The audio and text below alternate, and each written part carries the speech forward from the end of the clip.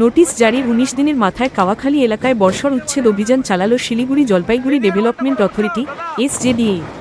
বৃহস্পতিবার সকাল থেকেই জেসিবি ও বিশাল পুলিশ বাহিনী নিয়ে অভিযান শুরু হয়। একের পর এক ভেঙে ফেলা হয় রাস্তার ধারে গড়ে ওঠা দোকানঘর, ক্লাবঘর সহ বিভিন্ন স্থায়ী ও অস্থায়ী নির্মাণ। অভিযান ঘিরে এলাকায় তৈরি হয় তীব্র উত্তেজনা ও আবেগঘন পরিবেশ। বহু ব্যবসায়ী অসহায় চোখে দেখেছেন তাদের দীর্ঘদিনের জীবিকার একমাত্র অবলম্বন মুহূর্তের মধ্যে ধূলিসাৎ হয়ে যেতে। স্থানীয়দের দাবি, কেউ 20-25 বছর, কেউ আবার 10-12 বছর কিংবা 4-5 বছর ধরে ওই এলাকায় ব্যবসা চালিয়ে আসছিলেন। তাদের অভিযোগ, এলাকার প্রভাবশালী মহলের মদতেই এতদিন এই সমস্ত নির্মাণ ও ব্যবসা চলছিল।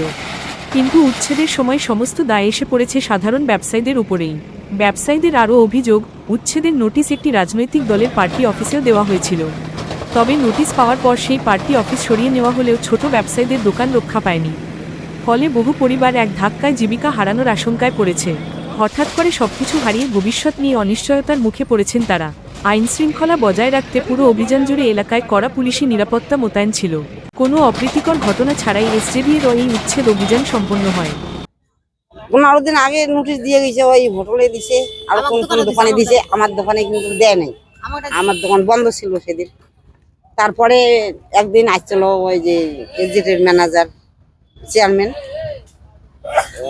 নজরুল, ও আসি বলে গেছে যে দোকান ভাঙো তাড়াতাড়ি। আমরা দোকান তো ভাঙবো, তা একটা ভ্যান ফ্যান ঠেলার ব্যবস্থা করি, তারপরে দোকানটা ভাঙবো। এই তো ওইভাবে আছে, এই এক সপ্তাহ হয় নাই, যে সেদিন যে মুখে মুখে বলে গেছে ওইটা আর কি এক সপ্তাহ হয় নাই। তাহলে উপার্জনের তো একমাত্র রাস্তা দোকানটাই ছিল। তাহলে এখন কি বলবেন সরকারের কাছে কি আবেদন থাকবে? সরকারের কাছে আবেদন এইটাই আর কি, সরকারের কাছে আবেদন একটু, আমি নেহরু মাঝি বিধবা মানুষ, একটু দোকানের জায়গা চাই, দোকান করি খাবো।